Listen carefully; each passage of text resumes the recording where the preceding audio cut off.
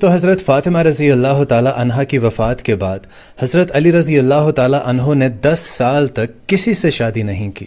پھر ایک دن لوگوں کے اصرار پر آپ نے حضرت عقیل سے فرمایا کہ میرے ساتھ شادی کے لیے ایک نیک، پاک باز اور بہادر خاتون کو تلاش کریں۔ کچھ ہی عرصے بعد شجاعت کے لیے ایک مشہور قبیلے کی ایک لڑکی کے ساتھ آپ کا نکاح ہو جاتا ہے اور ان کا نام بھی فاطمہ ہی تھا۔ اللہ تعالیٰ نے امیر المؤمنین حضرت علی رضی اللہ تعالیٰ عنہ کو ان میں سے 4 بیٹے عطا فرمائے اور چاروں کے چاروں بیٹے کربلا میں شہید ہوئے، اور ان 4 بیٹوں میں سے جو سب سے بڑا بیٹا تھا ان کا نام حضرت عباس رضی اللہ تعالیٰ عنہ تھا، جو حضرت امام حسین کے ساتھ کربلا میں شہید ہوئے۔ باپ شیر خدا اور ماں اس قبیلے سے تعلق رکھتی تھی جو شجاعت کے لیے مشہور تھا۔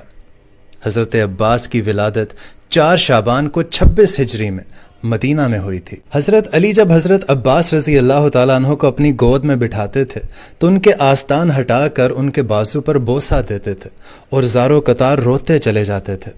یہ سارا ماجرا ان کی ماں حضرت فاطمہ بھی دیکھتی تھیں۔ جب انہوں نے پوچھا تو حضرت علی رضی اللہ تعالیٰ عنہ نے فرمایا کہ یہ بازو حضرت امام حسین کی نصرت اور ان کی مدد کرتے ہوئے کاٹے جائیں گے، اس لیے میں زارو قطار رو رہا ہوں۔ اور دوستو جب حضرت علی رضی اللہ تعالیٰ عنہ کو شہید کیا گیا تو اس وقت حضرت عباس کی عمر صرف 14 سال تھی۔ اس عظیم صدمے کو بھی آپ نے برداشت کیا، اور پھر حضرت عباس نے وہ دن بھی دیکھا کہ جب حضرت امام حسن کو زہر دے کر شہید کیا گیا، آپ نے وہ بھی صدمہ برداشت کیا۔ اور دوستو جناب عباس کی شادی عبداللہ بن عباس کی بیٹی لبابہ سے ہوئی تھی، جن سے اللہ تعالیٰ نے آپ کو 2 بیٹے نوازے۔ ایک کا نام عبید اللہ اور دوسرے بیٹے کا نام آپ نے فضل رکھا۔ دوستو اب باتیں ہیں کربلا پر۔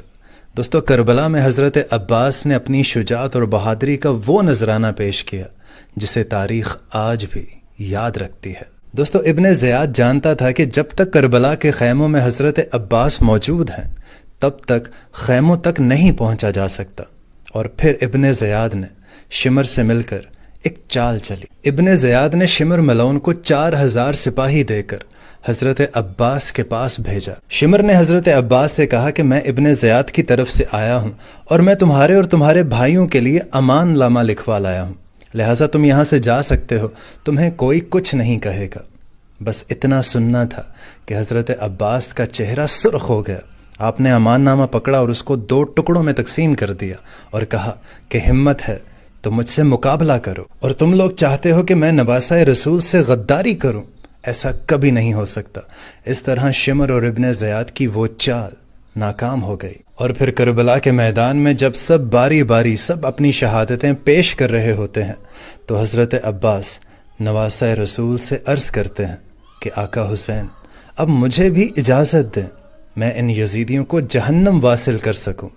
لیکن حضرت حسین رضی اللہ تعالیٰ عنہ فرماتے ہیں کہ عباس یہاں شجاعت کا امتحان نہیں ہے، یہاں صبر کا امتحان ہے۔ اور دوستو پھر تاریخ نے وہ دن بھی دیکھا جب حضرت عباس خیموں کے گرد چکر لگا رہے تھے کہ حضرت بی بی سکینہ ہاتھوں میں مشکیزہ لیے جناب عباس کے قریب آئیں اور کہنے لگیں کہ چچا میرے اصغر نے 3 دن سے پانی نہیں پیا۔ غازی عباس نے بی بی سکینہ کو دیکھا، ایک طرف مشکیزے کو دیکھا اور فرمانے لگے اے میری آقا زادی، میرے حسین سے کہو کہ میں آپ کے لیے پانی لے آؤں۔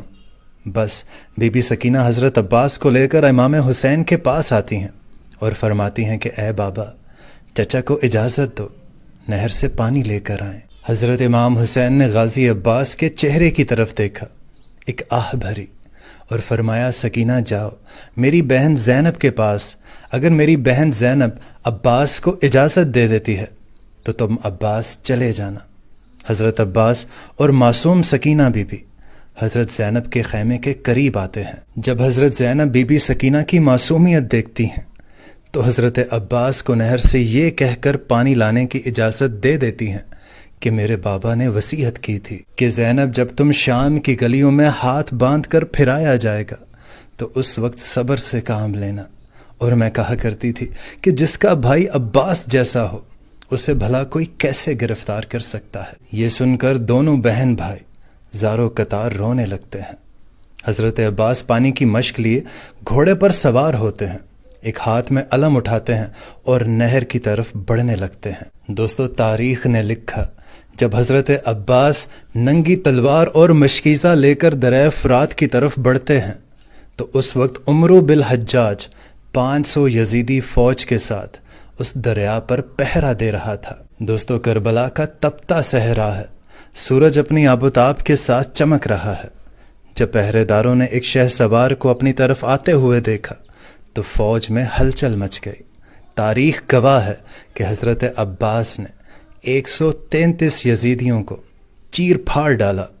باقی جو فوج بچی وہ امداد لینے کے لیے اپنے کیمپوں سے بھاگ گئے۔ حضرت عباس نے اپنا علم دریا کے کنارے گاڑا اور مشکیزہ بھرنے لگے۔ دوستو تاریخ نے لکھا کہ جناب عباس نے مشک بھرنے کے بعد اپنے پینے کے لیے چلو میں پانی بھرا۔ پینے لگے تو یاد آیا کہ میرے سارے رشتہ دار، چھوٹے چھوٹے بچے وہاں پیاسے پڑے ہیں، میں یہ پانی کیسے پی سکتا ہوں؟ آپ نے وہیں پانی کو گرا دیا اور پھر آپ نے چاہا کہ اپنے گھوڑے کو سیراب کروں، اس کی پیاس بجھا دوں، لیکن گھوڑا بھی وفادار نکلا، اس نے بھی پانی پینے سے انکار کر دیا۔ دوستو اتنی دیر میں عمرو اپنی فوج کی دوبارہ صف بندی کرتا ہے اور پیچھے سے اور بھی سپاہی ان کی مدد کے لیے آ جاتے ہیں۔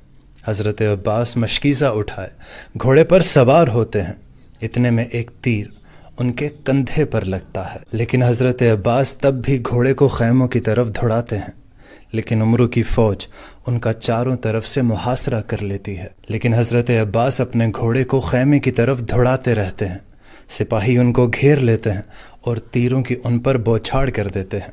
عمرو پیچھے سے آواز لگا کر کہتا ہے کہ خبردار، یہ پانی ان کے خیمے تک کبھی نہیں پہنچنا چاہیے ورنہ ہماری خیر نہیں۔ اتنے میں ایک بدبخت نے چھپ کر تلوار سے وار کیا اور آپ کا ایک بازو کاٹ دیا۔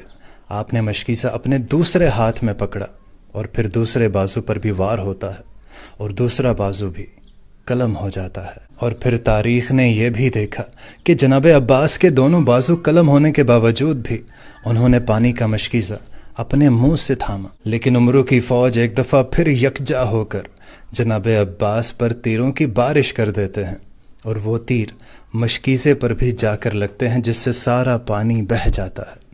پانی کا بہنا تھا کہ جناب عباس کی آنکھوں سے آنسو جاری ہوتے ہیں اور آپ گھوڑے سے نیچے گر جاتے ہیں۔ تیروں سے نڈھال ہو کر جناب عباس جب نیچے گرتے ہیں تو یزیدی فوج اپنی فتح کے نعرے لگاتے ہوئے وہاں سے چلے جاتے ہیں۔ وہاں دوسری طرف جب حضرت امام حسین حضرت عباس کو گرتا دیکھتے ہیں تو ان کی طرف آگے بڑھتے ہیں اور ان کا سر مبارک اپنی گود میں رکھتے ہیں۔ دوستو حضرت عباس رضی اللہ تعالی عنہ پہلی مرتبہ حضرت امام حسین کو اپنا بھائی کہہ کر مخاطب کرتے ہیں اور معافی مانگتے ہیں کہ اے میرے امام، معصوم سکینہ کے لیے پانی نہ لا سکا۔